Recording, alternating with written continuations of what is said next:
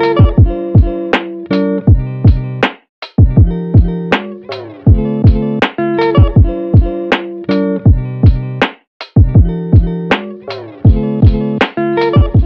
guys, kalian tahu nggak sih ternyata setelah Indonesia merdeka, Belanda masih bisa move on nih dari kita. Mereka datang lagi ke Indonesia untuk menjajah kita. Setelah berbagai banyaknya perjanjian dan pertemuan, mereka masih nggak mau mengakui kita merdeka. Lalu diadakanlah konferensi meja bundar yang kita singkat sebagai KMB. Hasil keputusannya, Belanda harus mengakui Indonesia merdeka yang saat itu masih berbentuk Republik Indonesia Serikat dan akan dibentuk Angkatan Perang Republik Indonesia Serikat yang disingkat APRIS. Namun, ternyata ada yang gak setuju sama kesepakatan-kesepakatan KMB. Bahkan, ada yang melakukan pemberontakan yang kita kenal dengan nama pemberontakan APRA.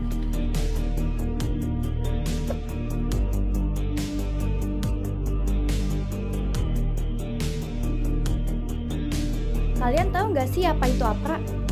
APRA merupakan singkatan dari Angkatan Perang Ratu Adil yang terjadi di Bandung pada 23 Januari tahun 1950.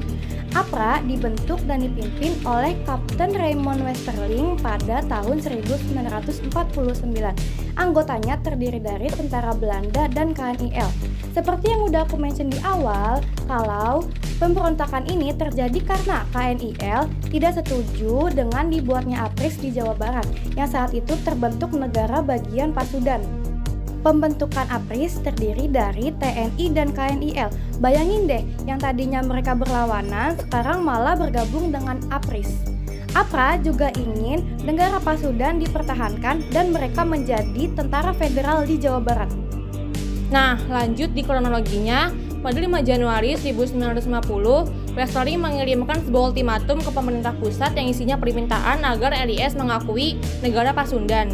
Hal ini tentu saja ditolak karena tidak sesuai dengan kebijakan pemerintah pusat. Di hari yang sama, Westerling juga berusaha untuk membunuh 7 orang penting di Bandung dengan cara memberikan racun.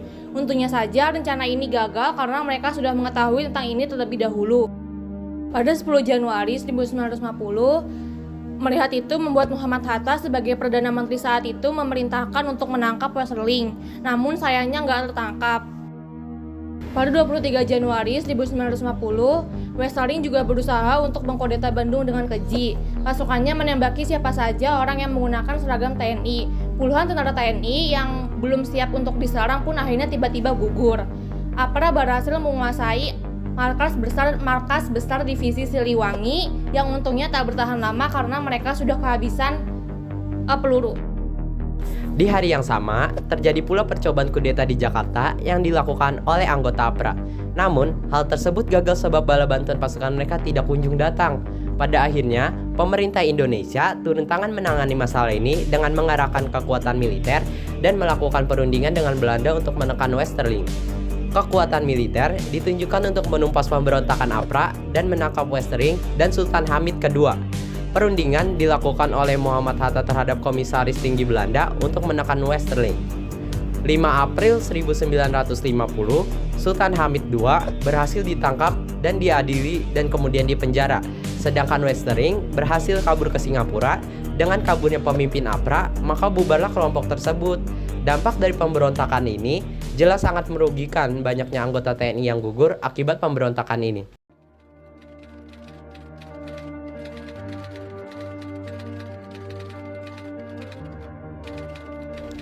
Kalau di Bandung ada peristiwa pemberontakan APRA yang dipimpin oleh Kapten Westerling, di Makassar ini ada juga pemberontakan yang bernama peristiwa Andi Aziz. Peristiwa Andi Aziz itu apa sih? Yuk kita bahas. Peristiwa ini berawal dari tuntutan Kapten Andi Aziz, seorang mantan perwira KNIL dan pasukannya yang berasal dari KNIL terhadap pemerintah Indonesia agar hanya merekalah yang dijadikan pasukan APRIS di negara Indonesia Timur. Ketika akhirnya tentara Indonesia benar-benar didatangkan ke Sulawesi Selatan untuk tujuan memelihara keamanan, hal ini menyulut ketidakpuasan di kalangan pasukan Andi Aziz. Ada kekhawatiran bahwa mereka akan diperlakukan secara diskriminatif oleh pimpinan APRIS. Kronologi pemberontakan ini dimulai pada tanggal 5 April 1950 pada pukul 5 pagi.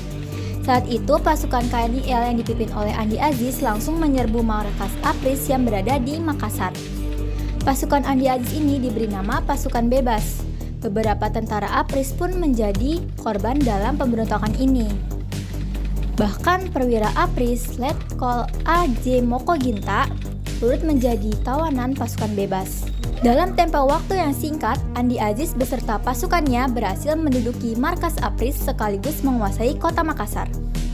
Melihat Makassar yang sudah dikuasai Andi Aziz, upaya pemerintah dalam menghadapi pemberontakan Andi Aziz yaitu mengirim 12.000 tentara yang dipimpin oleh Letkol A.E. Kawilarang pada 7 April 1950 dikarenakan Makassar menjadi kacau balau. Pada tanggal 8 April 1950, pemerintah RIS memberikan ultimatum kepada Andi Aziz agar melapor ke Jakarta lalu menarik pasukannya dari ke tempat yang telah diduduki, menyerahkan senjata serta membebaskan tawanan yang telah mereka tangkap. Tenggat waktu yang diberikan adalah 4 kali 24 jam. Namun Andi Aziz ternyata terlambat melapor, sementara pasukannya telah memberontak. Andi Aziz pun segera ditangkap di Jakarta setiba ia ke sana dari Makassar. Ia juga kemudian mengakui bahwa aksi yang dilakukannya berawal dari rasa tidak puas terhadap PRIS. Pasukannya yang telah memberontak akhirnya berhasil ditumpas oleh tentara Indonesia di bawah pimpinan Kolonel Kawilarang. Ketika Sukawati, Presiden NIT saat itu, mengetahui Andi Aziz dicap sebagai pemberontak, beliau menyarankan Andi Aziz untuk menyerahkan diri ke pemerintah RIS di Jakarta. Merasa tidak punya pilihan lain, Andi Aziz pun akhirnya menyerahkan diri dengan berangkat ke Jakarta pada tanggal 15 April 1950. Kemudian Andi Aziz pun diadili sebagai pemberontak dan divonis 14 tahun penjara.